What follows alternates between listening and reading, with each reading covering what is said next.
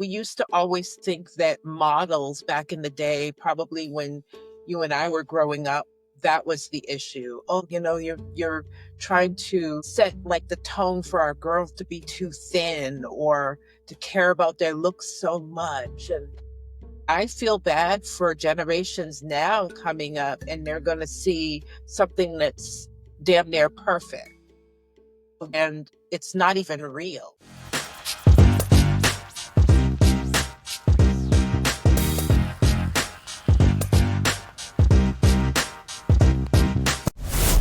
So, hey, how's it going? What's new? What's happening? Not much. How are you? Very, very good. I've been just very busy doing a lot of things. I've been doing a lot of things with AI lately. That's kind of like my new thing. And it kind of brings me to something I read an article and actually saw a report from the consulting firm McKinsey and Company, and they released the State of Beauty for 2025. And I said, this is something that's actually really cool because I know that's your area. I know that's something that you know really, really well. And the report was saying a lot about not just, where we are with brands and influencers, but it also talked about AI. And so I said, this is something that I think would be really, really fascinating to really get into. So, what do you think of where we are with beauty and the trends, the brands, the influencers, and AI? So, despite what's going on in the world today, the beauty business is still going strong and projected to grow 5% annually through 2030. Wow. 2030 is right around the corner. My goodness, we're already halfway through 2025. So that's 4.5 years from now. Well, one thing I can tell you about the beauty industry, it's led especially by women, and we will not give up our makeup or our beauty. That's one thing that we may kind of cut out other things, like we may cut out buying purses and shoes or as many, clothes as we used to purchase, but we will not cut the budget for beauty. That's so true. Nobody's showing up for work without their face done. Like that's just not happening. Even if it's just throwing on some lipstick and eyeliner but they're not walking out the door with a clean face. They're not doing it. So, yeah, I agree. Yeah, so the article it basically broke down into four pieces. And I think the first part that they were talking about is that the consumers now they're really savvy. We know what we want, and it really doesn't mean anything just to have it be celebrity led or, some type of whoever the founder is. That's not enough to hold us as shoppers anymore. Because I know that's something that we talked about very early on in our podcast about the various brands that were led by celebrities. And I know that that was something that seemed to be really important. And so maybe not so. Yes. So even though that's something that catches your attention and you may start to shop the brand because of whoever founded it, it's not enough to keep you there. So it really has to be more of the quality and the price of the product to keep you coming back. So, yes, that's a good starting point, but it's just not enough to keep consumers shopping.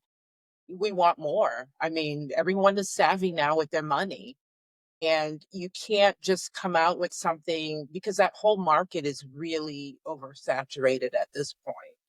So, what's going to set the brands apart is making sure that they have quality product, that they're always innovative and trying to launch something new and creative. And, the pricing, of course, especially now in this day and age, pricing is everything.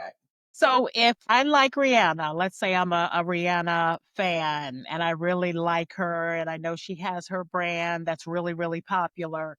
So the report is saying that even though Rihanna might be, because of who she is, might drive people to her brand, that doesn't necessarily mean it's going to keep them there just because they like Rihanna. Exactly. One thing that I would say that Fenty is really great about, you have to be authentic. And when you just watch her Instagram, you would actually think that Rihanna is writing her own posts. It sounds like something that she would say, it sounds like her personality. So it feels very authentic to who she is. And again, I think that's what keeps people. You have to have that authenticity and credibility. And one great thing about Fenty as well, they're always coming out with new products that are creative. They're doing different collaborations with, I would say, did things.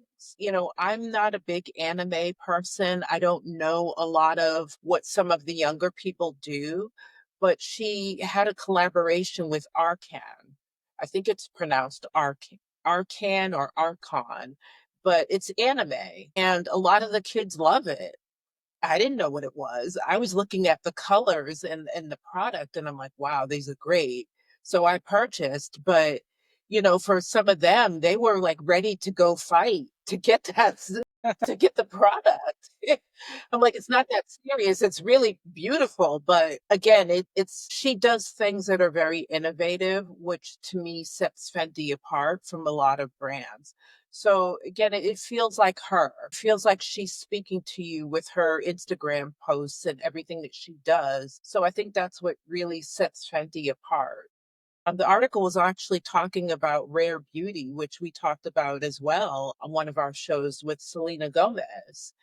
And again, that's enough to start to bring people to her brand. But it was saying that what keeps them shopping is the fact that the brand is very positive. The way that they name their products, it's all like kindness or joy, happy. The products have those beautiful, positivity type names. And then also, her company does a lot with mental health because that's something that means a lot to Selena. So I think again, it's credibility and it's authenticity. And we all know that Selena Gomez is a big champion of mental health. So for her company to be involved in that quite a bit, it seems right on point with her. Yeah, so I'm hearing a lot about just storytelling and brand messaging.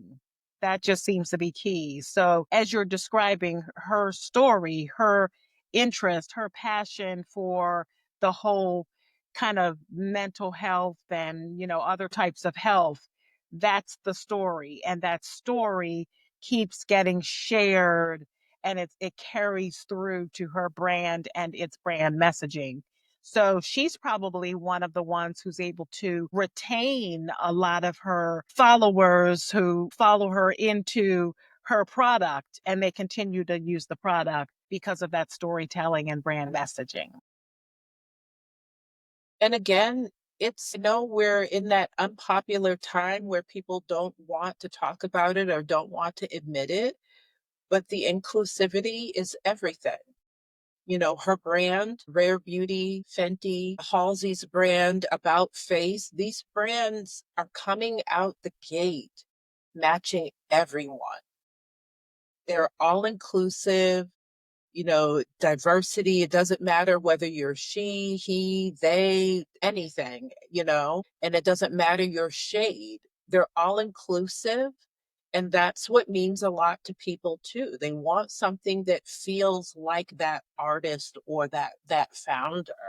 One of the brands that I feel like gets slept on quite a bit and is a really good brand and very authentic to this person is Keys Soul Care. Alicia Keys, her line is very much on point with who she is in making sure that your self-care is front and center. That means so much to her, and it's really about the skincare, and she's added color in as well, but it's very natural. It's very much a skin finish, but I do think again, inclusivity. She's all shades.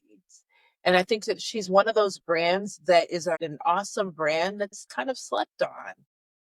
She's partnered with Elf, which is, in the news lately, but Elf is a great disruptor. They're going to be the next conglomerate out there for beauty. And all of the brands that they have right now are more of your clean beauty brands. But yes, I really feel like, again, when we're talking about storytelling, When you go on Key Soul Care, there's all types of articles that are partnering with a dermatologist that help to give input to her brand. So you can read from someone who is trusted.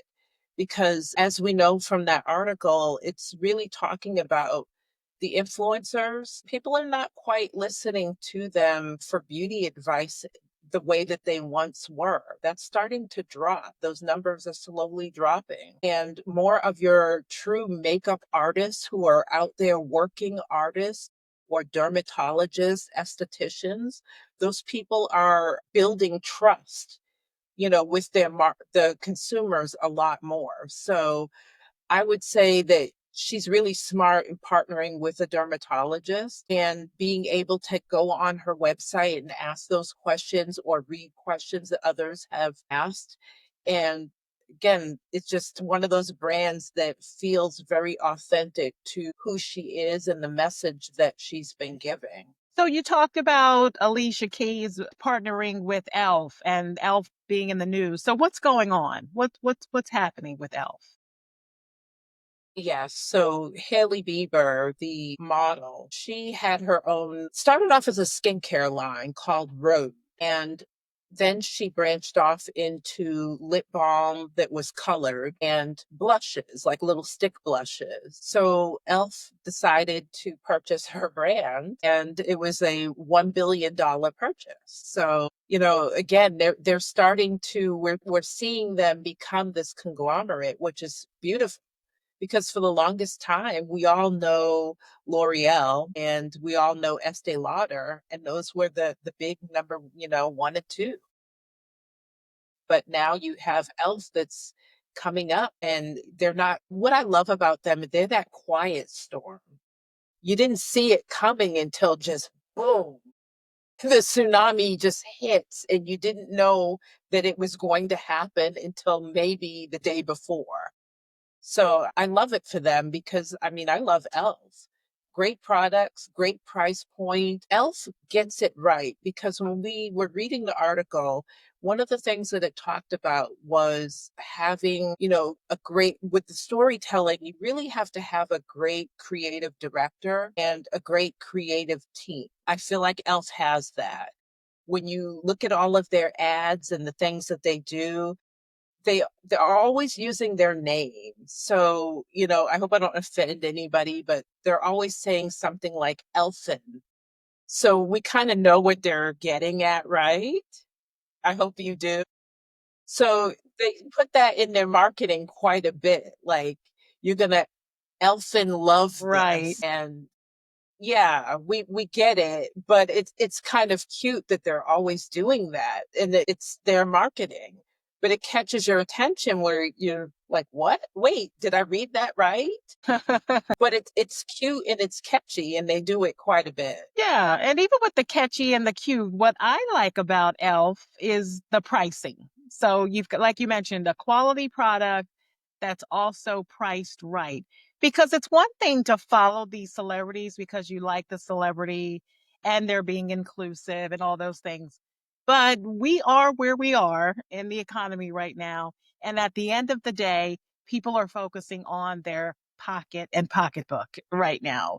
So Elf seems to have gotten it right because quality plus pricing that matches people's budget. So I love that for them. And I love that Alicia Keys is partnering with them. Sounds like a really smart move. Absolutely. It's just kind of one of those quiet things that you had to read into because, of course, we know Hailey Bieber has a big name. And that's a really big partnership for them to offer 1 billion. But I do wish that we would talk about some of those quieter brands like hers, because I really do feel like they don't get enough of the forefront. If you're an influencer, I wish you would talk about something like that more instead of some of these big names. But the thing is, of course, the big names take you on these trips to Italy and different things like incentives. But when we're talking about like a quality product, I personally used her skin tint, and every time I do, it just wow, your skin is amazing. Your skin's glowing. That's what it does. You don't want to hear, oh, your makeup looks good, Right, right? it's the You want skin. someone to say, wow, your skin's amazing. Right. That's so true. That's so true. So you're talking about performance there. The McKinsey report found that only 13% of consumers cited the brand founder as their reason for buying the product, but performance and price cited as 39%. Um, and 24% respectively as to why they purchase. So performance, that's what you're Yes. describing as something that looks well. Absolutely. The name may get you in there, but it's not going to keep you. It has to, like the product has to perform. Right. Because we don't have money to waste. You know, it's Yeah, like I'm not gonna just follow Selena because I want to follow Selena or Rihanna or Alicia or whomever, whomever, because yeah, there are a lot of them out there who have their own brands, and people just don't have money for that. They've got to keep an eye on their budget. So, but also when it comes to influencers, I was really, really surprised that they got into the influencers and just, just people who are on Instagram and TikTok who are promoting various products or wearing various products and the type of influence they either have or don't have long term. What did you think about that? Or what do you think of the role of influencers right now? influencers is something that it goes over my head. I mean, at 52, it does not matter to me. I'm still like I'm not ashamed to be old school. If I'm going to listen to someone who, let's say, influences me, it's always going to be a makeup artist or some type of clinical person, whether it's a nurse, an esthetician, a dermatologist. I need someone who went to school, studied, or even as far as a makeup artist. A lot of them don't go to school because there really isn't a lot of offering for as far as college goes to have, that type of background in makeup artistry. But for someone who maybe has been in the business for 20 plus years, who has done New York, Milan fashion shows, those are the people that I'm listening to. Those are the ones that usually like Vogue magazine or Harper's Bazaar, they're partnering with. I want those people. Those are the ones I'm going to listen to. I was on Instagram the other day and his name, I believe it's pronounced Rokiel. It's Rokeal.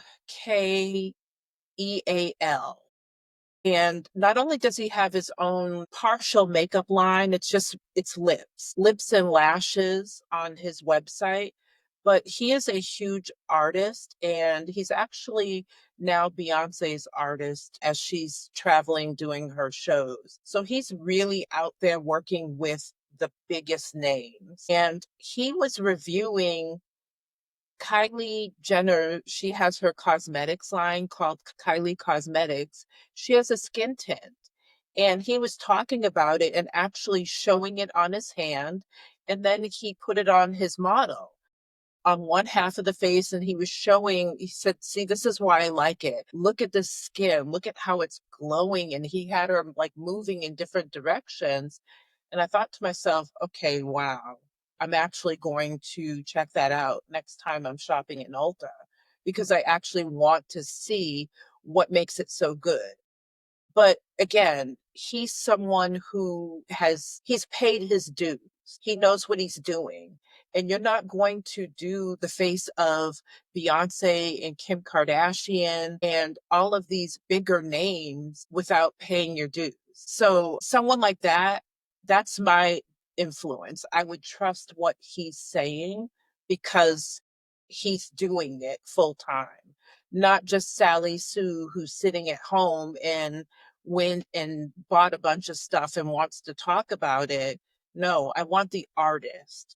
Yeah, the report talked about credibility and authenticity, and that's what you're describing. that they need to be credible and authentic in order for you Yes. or anyone to like really feel like this is a brand that you want to follow or even a brand that you want to use. Because like you said, they're not teaching, at least I don't think so, even though I have two kids in college. One just graduated. I don't think they're teaching beauty in college. I think you need to go to a cosmetology school to really learn that. But you talked about experience. Experience is the mother of knowledge. I've said that many times.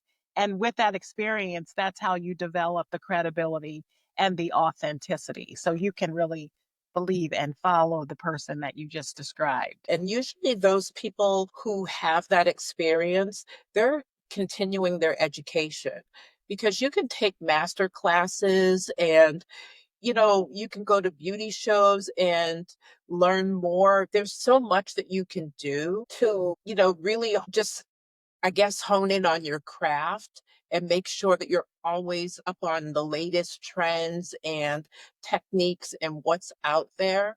And I know that a real working artist is going to do that. They're not just going to say, "Oh, I made it. That's it." Right. No, you have to continue. It's the same thing with a doctor. You can go to medical school, but then if what are you going to do? Do you want to specialize in something? You have to continue your growth. And that's what I love about artists. They have to continue growth. Otherwise, you're not going to be invited to work New York Fashion Week, right? Right. No, absolutely not. Yeah, you can't not be just because you're an influencer or Yeah. you're saying that you're an artist when you're not a working artist. That's the key. There's an artist and there's a working artist. So it's real important. And, when we talk about artists, I don't trust anyone who cannot do everyone's skin tone. If you cannot work on everyone's skin tone, you are not an artist. If you're only like a lot of influencers, you'll see them doing their own makeup on their social media or maybe a friend, like a trusted friend, but you don't see them working on all different skin tones. If you are very fair, I want to see you grab someone who is like the richest, deepest, like bittersweet chocolate tone and do her makeup and do it correctly. I don't want to see you just work on one type of person. You have to work on everyone. Otherwise, do not call yourself an artist. You're not. Yeah, you're just kind of specialized in one area, which we're people of all, like, even within the African American community, we are like, I forget how many shades there are of brown and black, within just the African American community. So when you start getting into Asian and the Latino, same thing. So yeah, if you can't match all those tones, then who are you and why do I need you? Yeah, Yeah. we don't. We don't. We don't. And so again, just getting back to the influencer area, so the McKinsey report found that consumers care less about influencers, much less than they did in the past. It's saying that looking to influencers for beauty ideas is on the decline. It's like people are just not doing it. It was a really big thing with the Gen Z and the millennials. They definitely fell out. They're like, no, no, no. So those who are looking to be the influencers on TikTok and Instagram, we're not saying shut it down, but we're saying that your influence is less influencing than it has been in the past. Yeah, it's declining in the US, China, and Europe from 33% in 2023 down to 25% in 2025. So even though that's not a lot, still it's on the decline. Yeah. And what they notice is that beauty experts, again, like dermatologists and artists, those are the people that are helping to foster more trust with the consumers. And that's smart. Yeah, very, very smart. They definitely have a diminishing role and again, authentic and, genuine and credible. So that's what people are looking for. It's really interesting to read that and to see that. I mean, of course, there are always going to be the young girls, the women, the girls who are like in their teens who are just totally going to be enamored by the influencers who have, you know, 500,000 followers on TikTok and Instagram who are showcasing the various brands. So it's always going to be them who will follow. But it's, yeah, the millennials have fallen off, and the Gen Z is like, I don't know. So that's where we are. But then we get into the proliferation of AI bots that's now making up more than half of the web traffic, according to the report. And so, what it's doing, it's adding to what they described as marketing inefficiency. So, let's talk about AI because that's my new thing. AI. Here's why. Because AI is here to stay. It's not going anywhere. A lot of, if you're going out into the job market looking for jobs, a lot of the companies are looking for people who have skills in AI because where we are. It's like the new internet. When the internet came on the scene, and a lot of the companies were looking for people who had a background and a skill set in the online world and the internet. Now we're moving into the AI world. And so companies are looking for those who have skills in AI. So, as we talk about credibility and authenticity, AI bots are a problem. They really are, but they have their place. And so I'm curious to know, what do you think of AI and the beauty industry? I don't like it. You don't like it. So do tell. So why? Because again, AI is here to stay. But tell me what it is about AI and beauty that you don't like. I think for me, it's just I don't want to see something that's almost I did see something on Instagram, you and I were talking about it a little bit, where it was women who were in their 40s and they looked really good. And so I thought, oh, this is an Instagram account dedicated to women who are taking care of themselves. And then dug a little bit deeper into it and found out that it was all AI generated. So these women weren't even real. And it was just focused on their beauty, but they were not real. So I thought to myself, wow, you got me because I really didn't know. I'm looking thinking that this is true and it wasn't. That's what I don't like. I feel like that's such false advertisement. And then also, we used to always think that models back in the day, probably when you and I were growing up, that was the issue. Oh, you're trying to set like the tone for our girls to be too thin or to care about their looks so much. And I feel bad for generations now coming up and they're going to see something that's damn near perfect.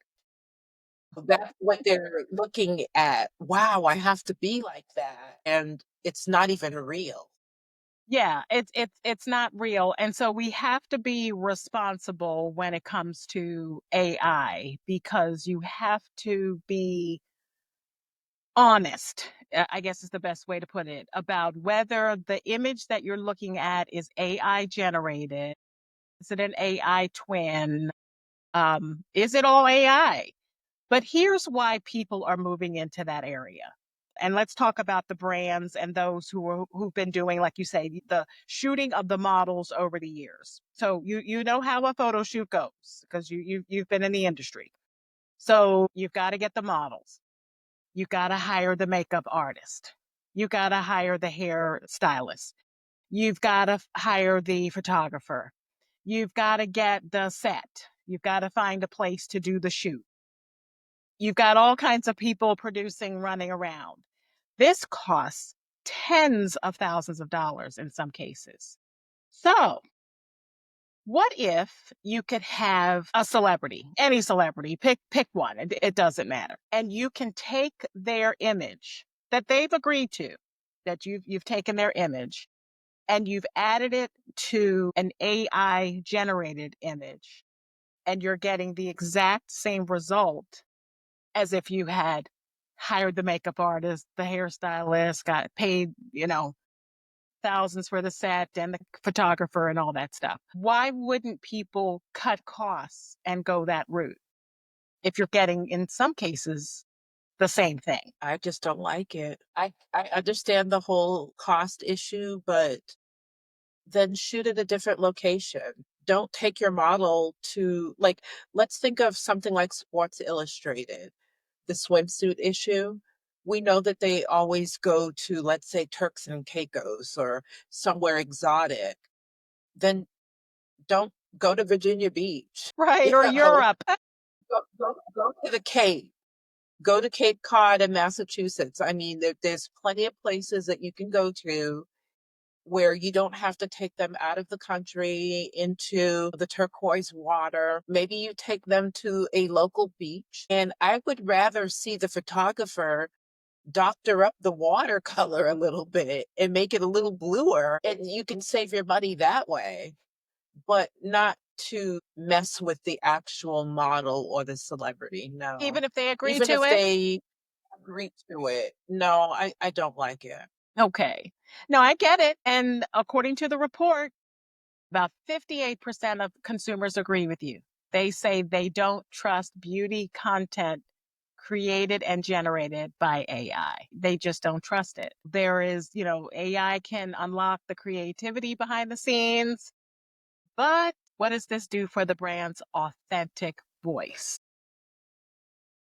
Yeah, when we think of authenticity, that doesn't surprise me because look at how the average person doesn't like when celebrities are the faces of skincare, knowing that certain people have had cosmetic procedures. And that's not saying anything bad about them. That's their choice because they're working in that field and they need to have their skin perfected or, certain things that they need. I understand that and I'm okay with that. But at the same time, then yes, they shouldn't be the face of a certain skincare firming cream when we know that they went to a doctor and either had some type of facelift or lasers to their skin, or they're getting like these high end facials and injectables. If we know all of that, why should they be the face of any skincare? It's not natural. So, that a lot of people are upset over that. So it doesn't surprise me that they're not loving the idea of AI taking over with beauty because then again, it's not real. Yeah, it kinda makes me think of the fitness industry as well. There was a famous fitness, I won't say who it is, or maybe I will. No, maybe I won't. There's a famous celebrity who I remember back in the '80s who had this whole workout thing going, these tapes, only to find out that she had a rib removed. And so it's like, wait a second. So she's showing herself as being really thin and fit, and she's got everyone doing her whole workout routine and buying all of her tapes, and she's making all this money, but she had a rib removed. Oh, to kind of tighten things up. So it's the same thing. So if if you've had lipo or any type of procedure done, but you got your workout and you're making money, making people think that that's what you did when really you didn't. Absolutely. There's so many procedures now. Back in the day, it used to be a little bit more detectable, I think. You could look at someone and say, oh, they've had something done. But now you really have to squint and look because things are not the way they used to be. You really don't have to go under the knife. You can go and have different laser treatments. You can go and get all of these hydrofacials and these wonderful procedures and things done where it doesn't look like you've had anything, but you kind of look like you've had something. And it's the same with the whole fitness industry too, where no longer are you going in and having to be put under and, you know, 8 to what 12 weeks of not seeing anybody and then all of a sudden this person comes out and they're like, "Whoa," Now you can just go get something in the afternoon and go home and just ice yourself a little bit and go out the next day. So it's like it's fast food now. Yeah, it is. It absolutely is. So you don't know what to trust, and I guess that's the key, is or the important part of this is you just don't know what to trust. But as I mentioned, I'm doing some things in AI because I just enjoy it. But one thing I will do is I may show my AI twin on my Instagram, but I also show the real me. So that those who follow me on my Instagram will see the real me, and you're seeing the real me now. So if you see an AI generated version of me, a twin who looks just like me, I will tell you it's my twin. It's not really me, but at least my twin does look like me.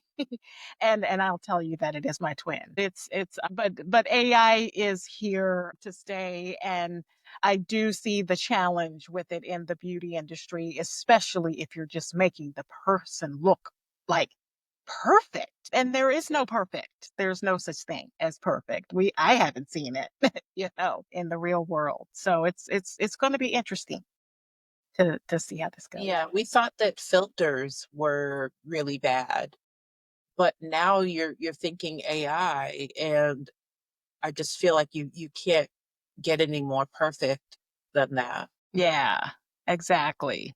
So we just need to be really, really careful with it. And I just pray that those who are in the AI realm will just be responsible with it and share that the content is AI generated.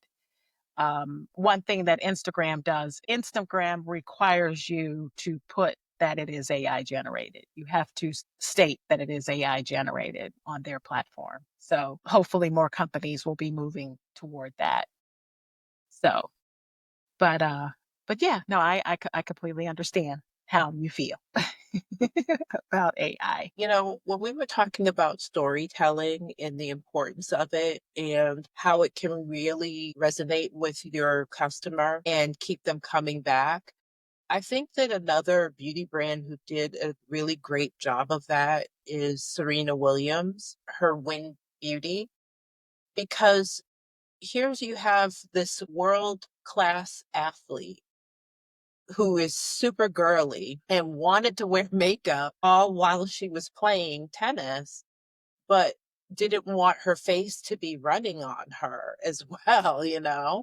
So it was really hard for her in searching for something where she could have it on, have some protection, and still be wearing actual makeup. So her coming out with Win Beauty wasn't something that just all of a sudden came out of the woodworks. I mean, she'd been working on this for a long time. So when I look at her foundation, having SPF in it and being waterproof, and she, again, is another one all inclusive, everybody's shade. There's the story behind it. All of her products are performance based. So if you're someone who is in the heat like you and I in Texas, and our faces are melting on us, and we're always looking for makeup that's going to stay put, you think of her brand. Or if you're someone who's athletic and is getting out there and wants to go to the park and walk or play with the dog and do different things, but you want to have your sun protection on and also be cute and have your makeup on, I think of her products. And, again, it's the performance of it, but it's that storytelling because we all know her career. We all have watched her career from since she was a little girl with braids and beads to, now being a grown woman who's a wife and a mother of two. We know her story. We've watched her.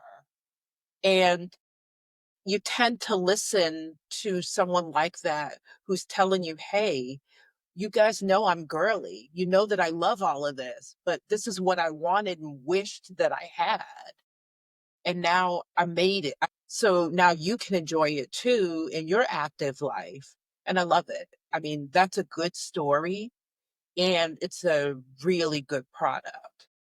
It's a great story, and the story gets, Yes. told, through the product and just through the marketing of the product. That's what's really important, because if you're just a celebrity who's just marketing a product, but you don't have a story to back it up, it's just, "Oh, I just wanna make a whole lot of money." Eh, not really interested in following you. I'm just not. Unless your Yeah. product is amazing. But like you said, what's beautiful about the Serena situation is that her story is amazing. We all know the story, but her product is Mhm. amazing also. So that's a wonderful thing. It's a wonderful thing. I don't know about And pricing. price How's point. the pricing on it? Because Oh, I've been price point is amazing. For a foundation being $29, price point's amazing. Lipsticks, $20.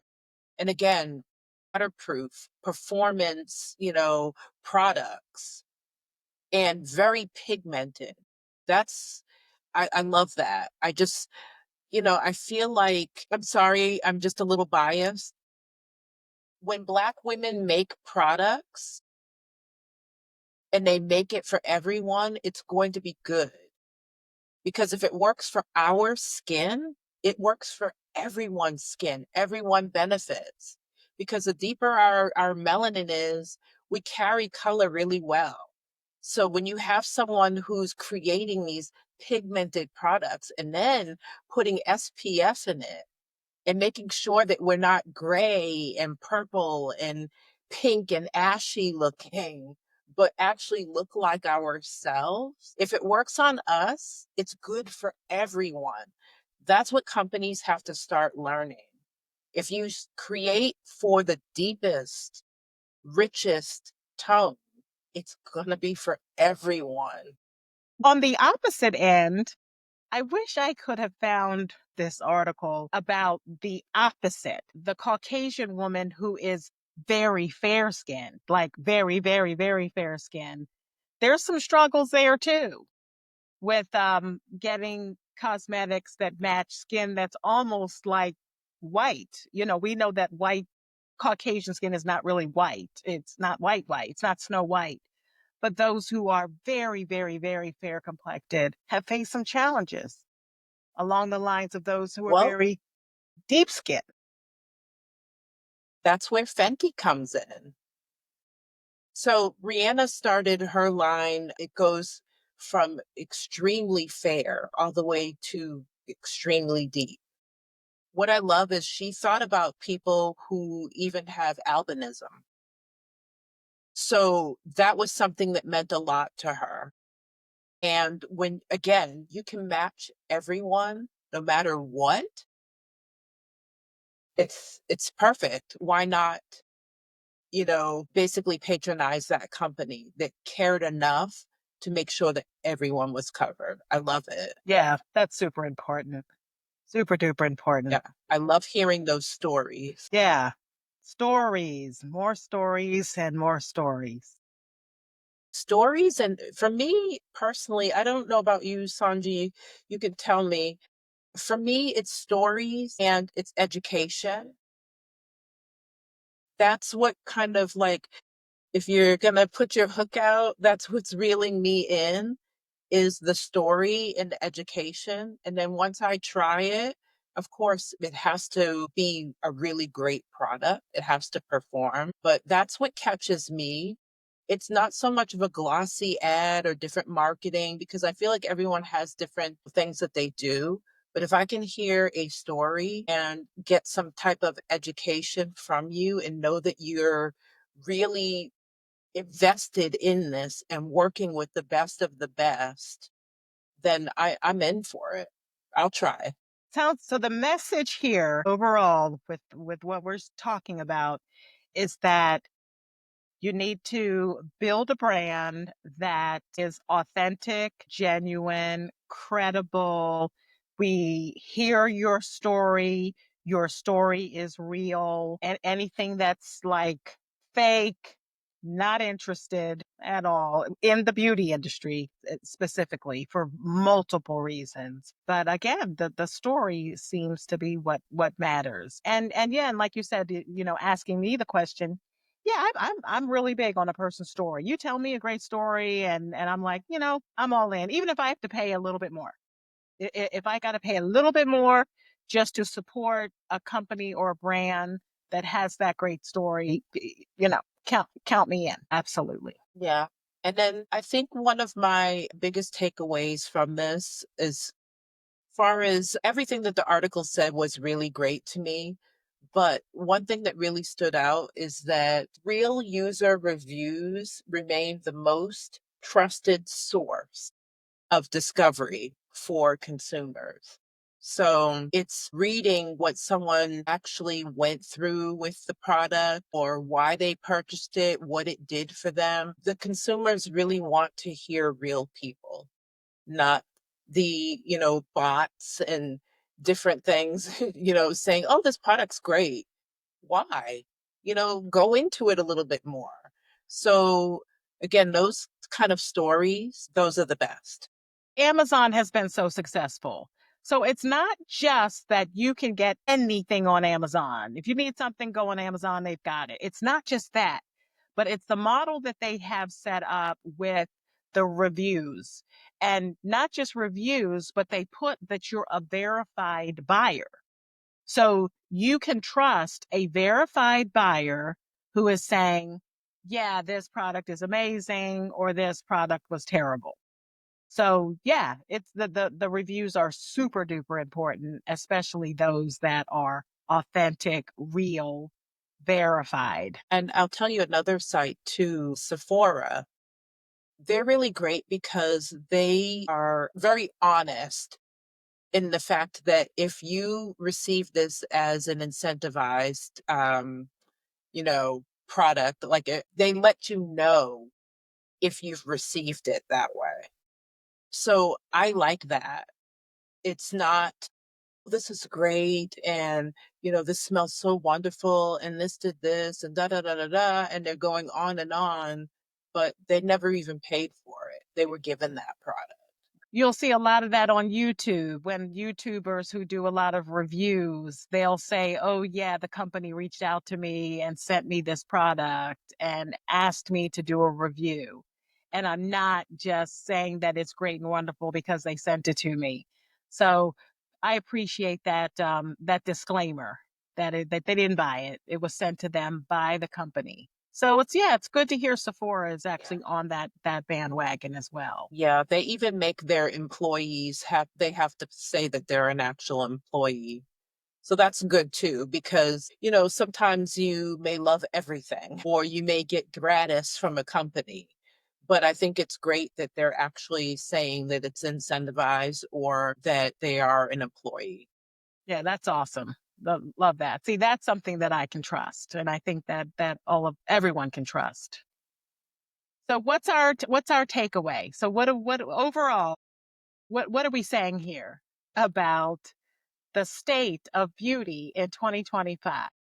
How would you describe it? It's funny, I was having this conversation with my friend, and he's a really big artist and photographer in the Dallas area now. He used to live here. And he was talking about how he just not loving a lot of the products that are coming out and it's just boring. And I think that these companies, they're going to have to, for the fall, I hope there's some really great launches because you have to do something that sets yourself apart from other companies.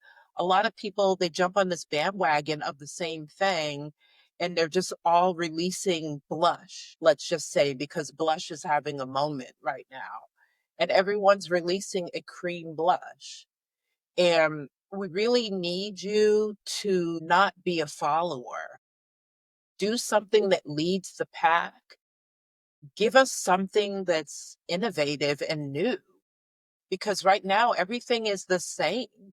Everyone has the same colors. So to me, for companies, my charge to you would be to give us something that is different and to really get your creative teams together, your creative director, your creative teams. They need to come out with some type of marketing or appeal that's really big because otherwise you're in an oversaturated market right now.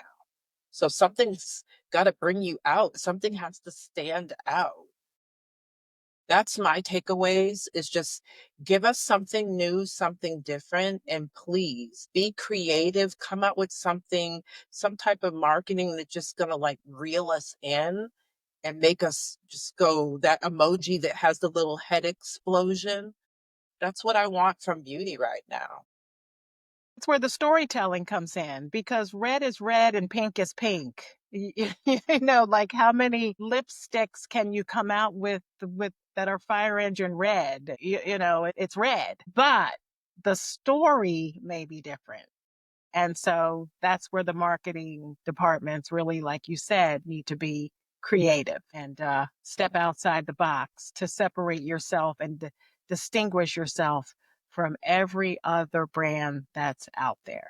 Be different, be unique. And you know what, Saji? I think that sometimes, maybe every few months, we should probably talk about some different brands who have some really great stories and some really great formulas, and maybe shed some light on them. Because I think that there's a lot out there that people may have heard like a little snippet of, but don't really know a lot about. So I would say that let's bring them to the forefront and talk about what makes them a little different. So let's do it, because a lot of ladies just don't know. They don't know. I say it a million times. I'm one of those people who will run to the local CVS, Walgreens, especially if I'm in a hurry, and just pull something off the rack, that looks like it matches the dress that I'm wearing to whatever or wherever I'm going.